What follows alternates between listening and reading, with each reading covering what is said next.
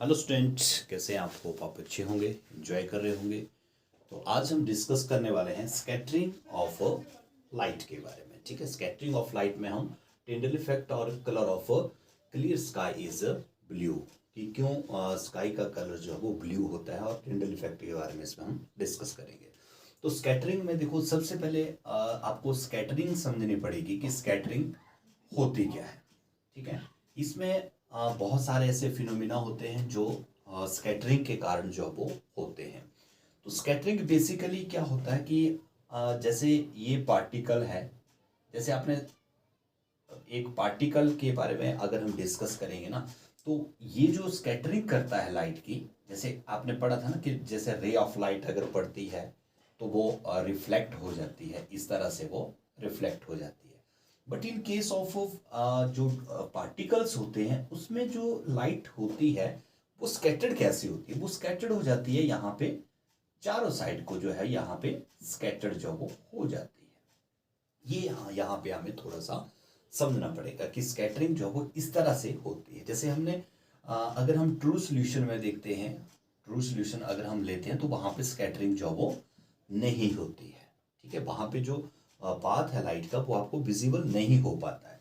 लेकिन जैसे अगर उस सॉल्यूशन के अंदर हम उसको कोलाइडल बना देते हैं, या उसमें थोड़ा सा हम मिल्क डाल देते हैं, हल्का सा मिल्क उसमें अगर हम डाल देते हैं, तो वहाँ पे आपको वो जो लाइट का जो एक बीम होगा, यहाँ पे जो लाइट का एक बीम होगा वो आपको दिखने लग जाएगा, वो पाथ जो आपको दिख जाएगा। क्योंकि यहाँ पे जो पार्टिकल होंगे, यहाँ इसके बीच में जो पार्टिकल होंगे वो क्या करेंगे, लाइट की स्कैटरिंग जो है वो करने लग जाएंगे, और आपको ये पाथ जो है वो विजिबल जो है वो हो जाता है। इसको हम स्कैटरिंग जो है वो बोलते हैं। सिंपल लैंग्वेज में हम इसको स्कैटरिंग बोलते हैं। अब बात आती है कि जो हमारे पास सन से लाइट आती है, दैट इज वाइट लाइट, है ना। वो वाइट लाइट होती है, और वो कॉम्बिनेशन आपने देखा था, वो कॉम्बिनेशन होता है डिफरेंट कलर का, वायलेट से लेकर रेड तक, जो बिब क्योर आपने बनाया था उनका कॉम्बिनेशन जो वो होता है। अब डिपेंड करता है कि कौन सी लाइट जो है वो कितनी स्कैटर्ड होगी, किस वेवलेंथ की लाइट जो होगी वो कितनी स्कैटर्ड होगी यहाँ पे। तो यहाँ पे एक चीज आपको समझनी पड़ेगी कि जो वायलेट कलर की लाइट होगी, वो आपने देखा था उसमें कि वो इजीली जो है वो बेंड हो जाती है ना। और जो रेड कलर की लाइट जो होती है वो इजीली बेंड जो वो नहीं होती है। यही था ना वो बिग ब्योर, है ना, वायलेट से लेकर रेड तक। And that depend upon the wavelength.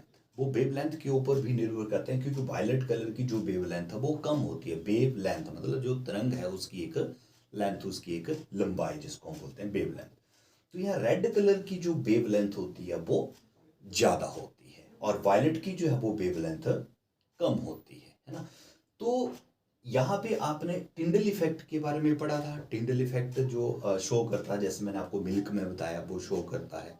और सेकंड जो कैनोपी होती है, एक फॉरेस्ट के ऊपर एक कैनोपी बनती है।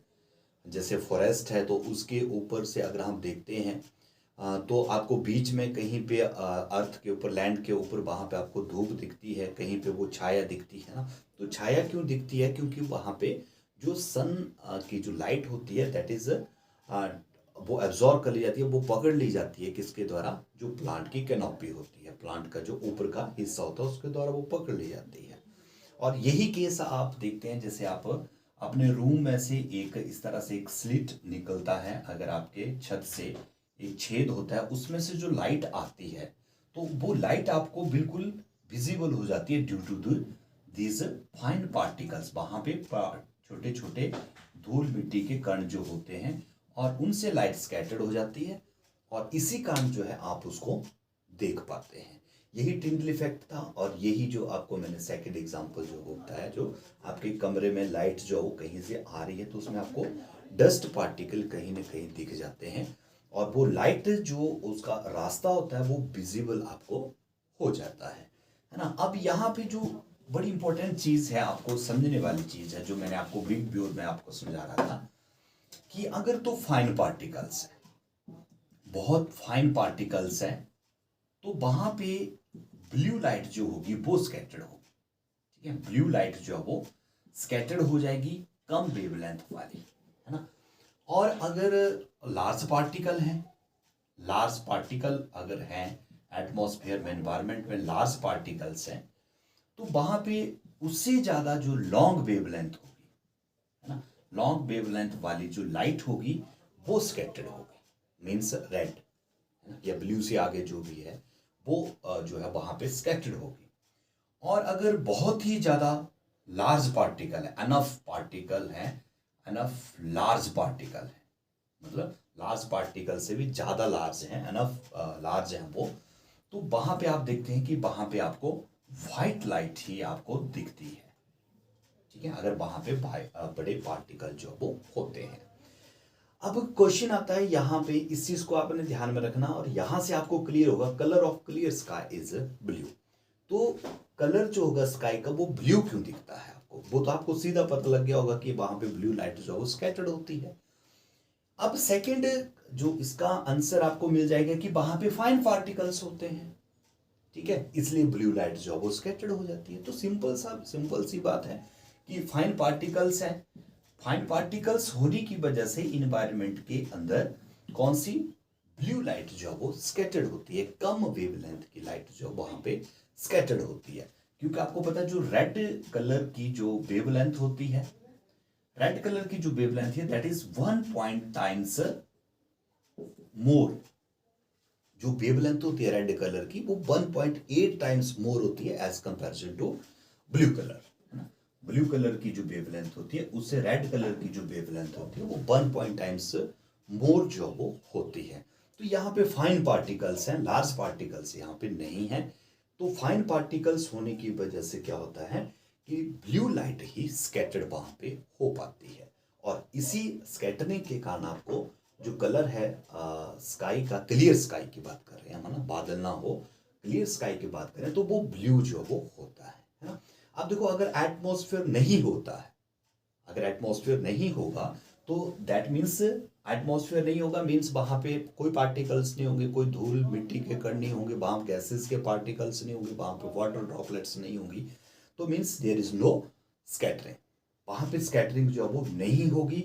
और ये जो फिनोमिना है स्कैटरिंग का वो नहीं होगा, तो फिर आपको कलर कोई भी नहीं दिखेगा वहां पे, और वो आपको क्या दिखेगा, डार्क कलर जो वो दिखेगा, यानी कि आपको अंधेरा दिखेगा वहां पे, है ना। तो जैसे वो एरोप्लेन में लोग जाते हैं, ऊपर जाते हैं, तो जब वो आसमान को देखते हैं ना, एटमॉस्फेयर से ऊपर चले जाते हैं जब वो, तो आसमान को देखते हैं तो उन्हें वो डार्क कलर जो है वो दिखता है, अंधेरा जो है वो वहां पे उनको दिखता है ना। और इसी कारण जो रेड कलर है, रेड कलर की वेवलेंथ ज़्यादा होती है, वो ज़्यादा डिस्टेंस जो है वो कवर कर लेता है, और उसी के कारण रेड कलर जो है that is the symbol of danger, है ना। उसको खतरे का भी हम मानते हैं, खतरे का सिंबल भी उसको मानते हैं, क्योंकि उसमें जो लाइट होती है वो एक वेवलेंथ, लंबी वेवलेंथ जो है वो कवर करती है, और वो डस्ट को क्या, और जो बोलते हैं धुंध वगैरह पड़ी होती है, स्मॉग वगैरह पड़ा होता है, उसको भी वो पार कर जाती है, क्योंकि वो इजिली बेंड नहीं होगी। रेड कलर काफ़ी दूर तक जाएगा और वो आपको दूर से नज़र आ जाता है ना। इसी कारण उसको हम डेंजर के लिए, जैसे या ट्रैफिक में आपने देखा होगा रेड सिग्नल मीन स्टॉप, यानी कि आपको बड़े दूर से पता लग जाता है कि ये सिग्नल आपको रोकने के लिए है। तो इसलिए रेड कलर जो है वहाँ पे यूज़ किया जाता है कि आप दूर से जो है वो डेंजर को पहचान लें। तो होप है कि ये scattering of light, Tyndall effect और colour of clear sky blue जो है वो क्यों होता है वो आपको क्लियर हो गया होगा। तो आज के लिए बस इतना ही, थैंक यू।